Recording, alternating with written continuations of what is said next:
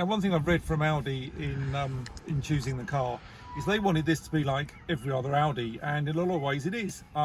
It looks like every other Audi. It looks like a Q2 in terms of the shape.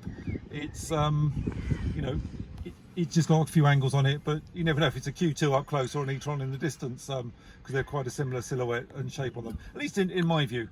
And it does look very much like every other Audi that's on the road.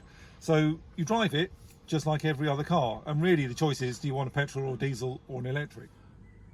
Okay, so when you start up, you've now got this new Audi virtual cockpit, and again you can change the view on that and all sorts of things. You have big instruments, small map, you can bring it round to your sat nav or your range information, or it links in with your CarPlay or your phone. So it's a really nice system. I do like the dash, and I think having the sat nav in the centre here is absolutely terrific. Strangely, although you have to put your foot on the brake, press stop start, sometimes it lights up but the green lights don't come on and it's not actually properly started. It's like the first click of a key, and I can't quite work out what I do differently on each one, but just a second press and the thing lights up. It does have range remaining, which is really good, and that tends to be really accurate. If it says you've got 90 miles left, you can almost guarantee that you've got 90 miles left, unless you do something like suddenly start driving above the speed limit, which will throw out the calculation. But generally it knows about the weather. If you've got a destination in, it knows the speed limits, it knows the terrain, and it does give you a pretty accurate range remaining, which is a really good thing about this. So virtual cockpit is lovely.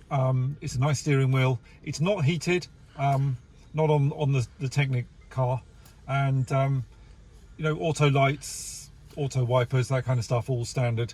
It does have cruise control down here on the stalk. I'm used to it on the steering wheel buttons, but it's a very basic cruise control system. It doesn't have adaptive functions or anything like that. And even the headlights, they're a basic on-off with the manual high beam selection. It's all fully equipped with the hardware for LED matrix lights. The top of the range has the matrix functions. Middle of the range, you get auto high beam assist and maybe some cornering lights. But on this one, absolutely nothing, which, when you consider that you would get those functions on a car that costs half the price, and even on my last car, which I bought 5 years ago, it came with all those functions built in. It wasn't LED matrix, but it was steering dynamic headlights with cornering functions and auto high beam assist. This kind of stuff really should be absolutely standard.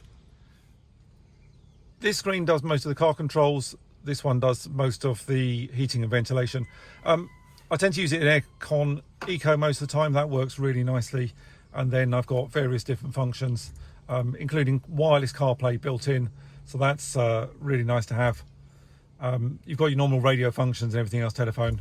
And the sat navs, again, you can bring up here, you can bring up various displays. It is really good. If I were to pop a destination in, it brings up all sorts of information and route stuff. But I think there's so much detail that I can go into here that it's worth doing a separate video for the nav. Down here I've got the Audi Drive Select, and what I can do is just move the car up to different settings, including off-road functions, and that raises the car and changes the four-wheel drive modes. And then you can bring it down into an efficiency mode, but I just tend to leave it in auto. I don't think there's anything auto about auto. It's just somewhere between comfort and efficiency that seems to work quite nicely for my preference. Okay, I did say this is a Technic, but this has the comfort and sound pack. As far as I can tell, there is nothing that adds to comfort in the comfort and sound pack. And the sound system is an upgrade, and it is very nice. It's not mind-blowing, it's Bang & Olufsen. There's speakers all over the place, and it is very nice, but it doesn't really strike me as being incredibly good, but it is really nice, as I said. Other bits in the comfort and sound pack, which I chose to get the keyless entry, and again, you get keyless entry on a 5-year-old, you know, Nissan Leaf or Hyundai Ioniq, the original one. My old Santa Fe had keyless entry. It really should be standard, and I shouldn't have to choose a comfort and sound pack to get keyless entry, but nevertheless I did. But the other thing that you do get is the 360 cameras. The car always comes with quite a nice reversing camera, but if you want to get the overhead view, that comes in with the 360 camera option, which you get in comfort and sound. And then it's got a couple of other little tricks there.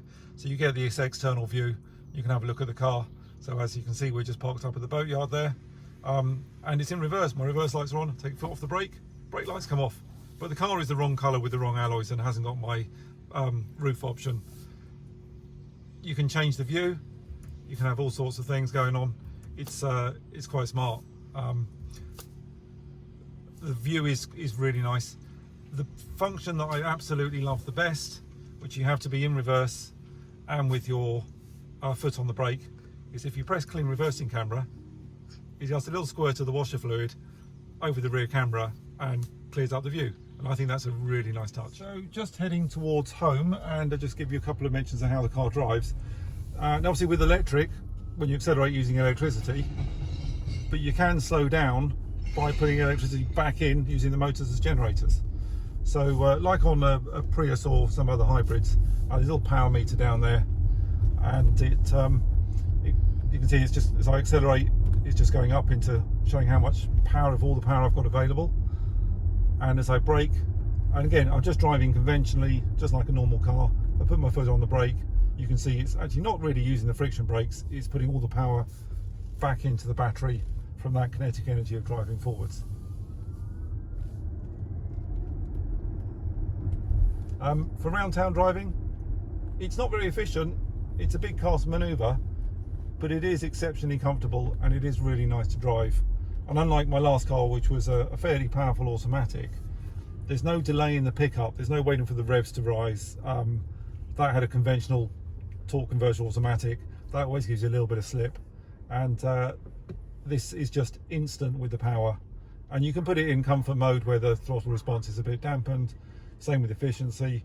Or you can put it up into dynamic mode and then you get a slightly snappier throttle response.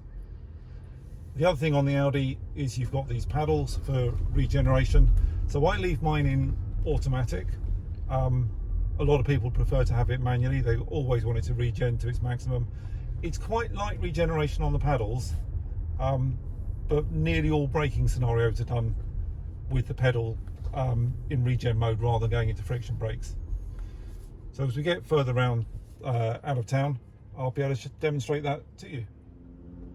So just while we're here on the busy roundabout, one of the joys of electric is that instant pickup. So if we get a little bit of a gap, I can just squeeze into it. Unlike my old diesel auto, this is very, very quick off the line when you want it to be. It just takes a bit of a squeeze of power and you're away. And although it's 2.7 tons, it's pretty agile for that kind of scenario. But as we get further down the dual carriageway, I'll just show you a little bit on the regeneration pedals and the auto regen.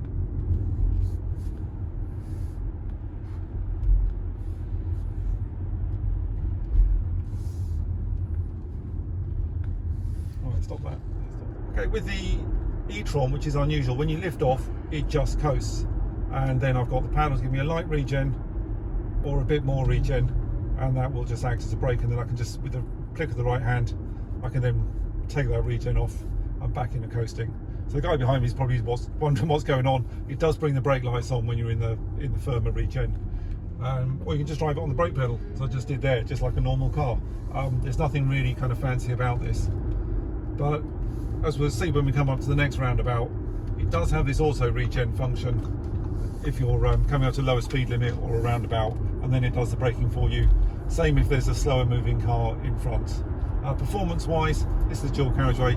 Pickup wise, it's not even in sport mode, but she absolutely flies. This is a seriously fast car. Just lifting off, and I've got a slower moving car in front of me, and what the car is doing there is it's picked up that slow moving car and it's doing the regen for me. I'm not touching the paddles, I'm not touching the brake, but it just put like a bit of engine braking in because it knows I want to slow down by using the sensors that are all part of the adaptive cruise control. Even though this car doesn't have adaptive cruise control, it's only got a basic one. And again, as I come up here to the roundabout, it knows there's a roundabout in front, so instead of coasting as it is now, as we get nearer to the roundabout, and there it is, it's just kicked into regen mode, and it's just giving me a very light bit of engine braking just to slow me down, and it will vary that with the vehicle in front and the distance to the roundabout. I like it. I think it's quite a clever system, and I think it works really well.